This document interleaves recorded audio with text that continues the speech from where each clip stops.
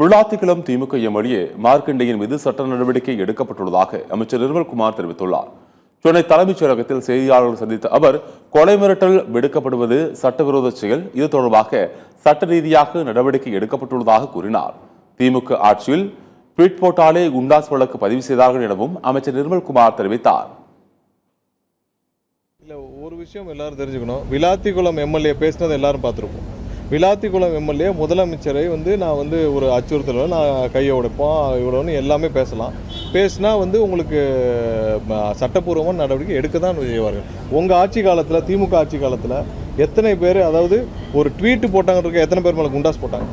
ஒரே ஒரு ட்வீட்டு முதல்வருக்கு எதிராக, அதுக்கு எத்தனை பேர் மேல் குண்டாஸ் போடப்பட்டது? ஒன்றும் இல்லை, ஒரு வயதான பாட்டி ஒருத்தவங்க முதல்வருக்கு எதிராக ஒரு வார்த்தை பேசினாங்கன்னு சொல்லிட்டு ஒரு 70 வயதுக்கு மேலே ஒரு பாட்டியை பிடிக்கிறதுக்கு 5 தனிப்படைகளை அமைச்ச அரசு தானே முன்னிருந்த திமுக திரு ஸ்டாலின் தலைமையிலான அரசு. ஸோ அதெல்லாம் இல்லை. இங்கே ஒருத்தர் மேடையில் போய் ஒரு சட்டமன்ற உறுப்பினர், ஒரு 3ஆம் தர நபர்லாம் பரவாயில்ல, ஒரு சட்டமன்ற உறுப்பினர் முதல்வரை பற்றி அவதூறாக நான் கொலை மிரட்டல் விடுக்கும் அளவுக்கு பேசினால் அது கண்டிப்பாக சட்டம் ஒழுங்கு பிரச்சனை, சாதாரண பிரச்சனை இல்லை. ஒரு சட்டமன்ற உறுப்பினர் ஒரு 3ஆம் தர நபர் ரோட்டில் போகிறப்ப பேசிட்டு வரோன்னா நீங்கள் விட்டு போயிடலாம். பட் நீங்கள் ஒரு சட்டமன்ற உறுப்பினர் மைக்கை பிடிச்சி எல்லார் முன்னே பேசிகிட்டு இருந்தால் அது சட்டம் ஒழுங்கு பிரச்சனை. ஏன்னா அந்த இடத்துல வேறு கட்சி, இப்போ எங்கள் கட்சியினர், அப்போ பொதுமக்கள் போவாங்க. ஸோ அவர்கள் அதை கேட்கும் பட்சத்தில் நாங்கள் என்ன பேசுவாங்க?